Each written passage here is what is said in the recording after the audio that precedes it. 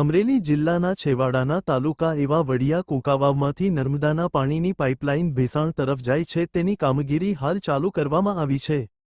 ચોમાસા બાદ ખેડૂતોએ પોતાની જમીનમાં શિયાળુ પાક ચણા, દાણા, તુવેર જેવા પાકોનું વાવેતર કરેલ હોય જે એક માસમાં સંપૂર્ણ તૈયાર થાય તેમ હોય ત્યારે હાલ આ ખેડૂતોના તૈયાર થતા પાકમાં પાઇપલાઇન નાખનાર કોન્ટ્રાક્ટર જેસીબીથી ખોદકામ કરીને ઊભા પાકને નુકસાની કરતા હોય ત્યારે ખેડૂતોએ આ કામગીરી થોડા સમય માટે વડિયાથી ખાખરિયા આસપાસ અટકાવી હતી તે ફરી શરૂ થતા ખેડૂતોએ હાલ વડિયા મામલતદારને આવેદનપત્ર આપીને આ કામગીરી એક માસ પૂરતી મુલતવી રાખીને ખેડૂતોના મોઢે આવેલો શિયાળુ પાકનો કોળીઓના છીનવાય અને હાલ તુરંત આ કામગીરી બંધ કરવા સૂચના આપવામાં આવે તેવી માંગણી કરવામાં આવી છે।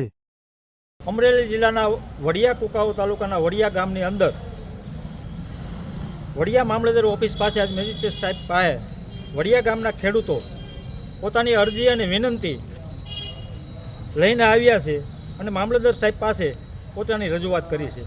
આ વિનંતી અને રજૂઆત એટલી જ છે કે સુરવા ડેમની પાછળ નર્મદા ડેમની જે લાઈન નીકળી રહી છે પાણીની, એ પાણીની લાઈન નીકળી ગઈ। અત્યારે શિયાળુ પાકનું સિઝન છે અને ખેડૂતો ધાણા, શીણા, ઘઉં અને કિંમતી બીજા મોલનું ભયંકર નુકસાન થઈ રહ્યું, અઢળક નુકસાન થઈ રહ્યું છે।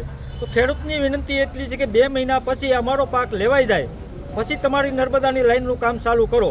આ વિનંતી મામલતદાર સાહેબને ખેડૂતો પોતે હાજર રહી અને ખેડૂત ખાતેદારો મેજિસ્ટ્રેટ સાહેબને વિનંતી કરી અને મેજિસ્ટ્રેટ સાહેબે આની વિનંતીને સ્વીકારી છે અને ખેડૂતોને ખાતરી આપી છે કે તમને નુકસાની નહીં થવા દે।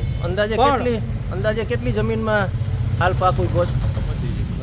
લગભગ કુકાવ તાલુકાની લગભગ ટોટલ જમીન ઉપર શિયાળુ પાકનું વાવેતર થઈ ગયું છે અને ટોટલ જમીનની અંદર આ યંત્રો અને સાધનોથી જે નુકસાની થઈ રહી છે, ટોટલ સર્વે નંબરમાં નુકસાની થઈ રહી છે। આ નુકસાનીનો કોઈ આંક ન હોય પણ ખેડૂતોની વ્યથા એટલી છે સરકાર સમક્ષ